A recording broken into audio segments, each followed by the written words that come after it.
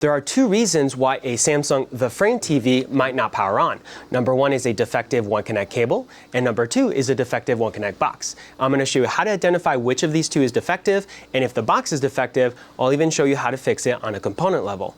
Now for the diagnostic, we will need to use a multimeter. We're not going to do any voltage checks, just resistance measurements. So for that, let's bring the box to the workbench and take a closer look at it. For those of you who don't know me, I'm Nick. I started Nick's TV Repair over a decade ago, and since then we have fixed over 28,000 devices. If our box does not have defective components, this will confirm our cable is at fault. If the box has defective components, the box is of course the issue. I'm going to place my multimeter in continuity mode, so when I have a short, I get a beep. I'm expecting my fuses to have continuity, so I should be getting a beep. And this first fuse next to the power connector does not get a beep. Let's check the second fuse over here.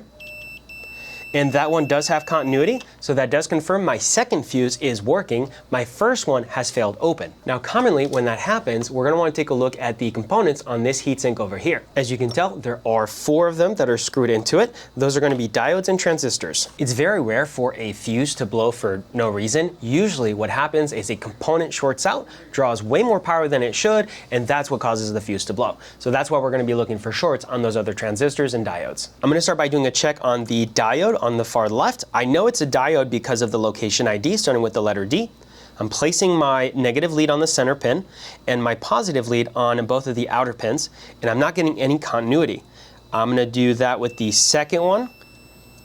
So this one I know is a transistor because it starts with the location ID letter Q, and with my negative lead on the middle pin and my positive lead on the outer pins, I am getting a dead short, it looks like. We're going to repeat the test on the third component, no short, and finally the last component, also shorted. So to clarify, this is location ID QP812S and QP802S. So these two transistors will need to be replaced in order for us to get rid of the short. Now there's very little space for me to put a screwdriver to unscrew the transistors, so I do have to use one of these guys. And we're going to go ahead and very slowly unscrew the mounting screws. Okay, and that's the second screw. So next what I like to do is separate the transistor from the heatsink, like that the heatsink doesn't absorb any of the heat as we try to desolder the component. And to remove the power supply from the box, we do have 2 more screws we need to undo. Now we can go ahead and remove it and flip it over. Now looking at the board from the back, this is the area the transistors are soldered in, and as you can tell, it is covered with this silicone. So my iron will not be able to make good heat transfer into the joints until after we remove all of that silicone, which can be a little bit of a pain to remove. So I'm going to use my tweezers to try and get the bulk of it off first, and then after that, we'll use a metal brush to get the finer stuff off. Okay, and you know what? I'm noticing we actually have a rip trace here. I don't know if it's from me right now or if it's just from the pad being broken and that's why the transistor shorted out, but I'm noticing that the pad is lifted on that transistor and it's loose. And the same goes for this one actually. That's very interesting. All right, I think at this point I can switch over to the metal brush. We unfortunately had an audio technical difficulty, so for the soldering portion, I will be doing a voiceover. We're using our desolder wick to remove the solder from the transistor legs. To confirm I did a good job removing all of the solder, I'm going to use my tweezers to push the leg around, making sure it's loose, and it is. Now we can go ahead and attack our second leg. Now this one has the rip pad, so we'll be very careful with that. We don't want to throw it away. We're going to want to keep that. So using my tweezers, I'm going to pinch it. And as I desolder it, I'm going to lift it out and away. We're going to put that to the side and hold on to it. Now I can desolder the leg of the component and move on to the third leg. Okay, and it looks like I didn't do a very good job removing all the silicone, so let's do a little bit more cleanup. Now we can desolder the rest. This third leg does have a crown in it, which does make it harder to desolder. So something I'm going to do is hold on to the transistor on the bottom side with my needle nose pliers while desoldering from the top. And I'm just going to pull the transistor through the board. Okay, and our transistor is free.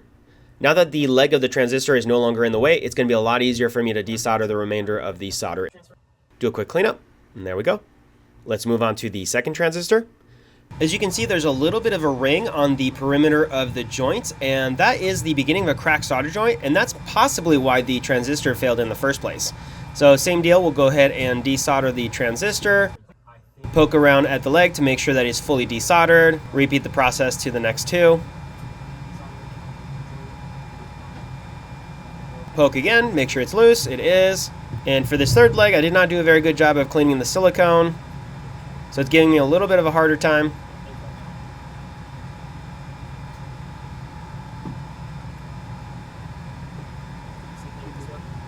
Let's do a little bit more of a cleanup, get rid of the extra silicone with the metal brush. And we're going to use the same process with the needle nose pliers while desoldering from the top.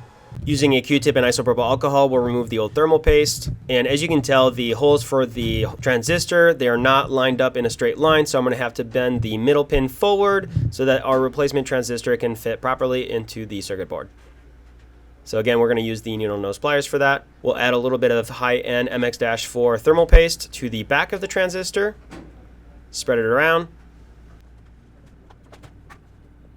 Okay, we have a nice even coating. Now we can go ahead and line up the transistor. And we always want to screw the transistor back into the heatsink before we do the soldering.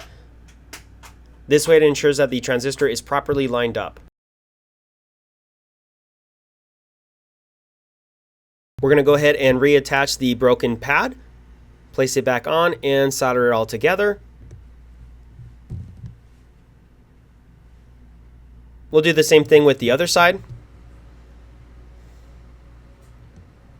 And I'm having a little bit of a hard time getting good flow, so let's add some flux. That's a much better joint. And finally, we can tackle the third joint.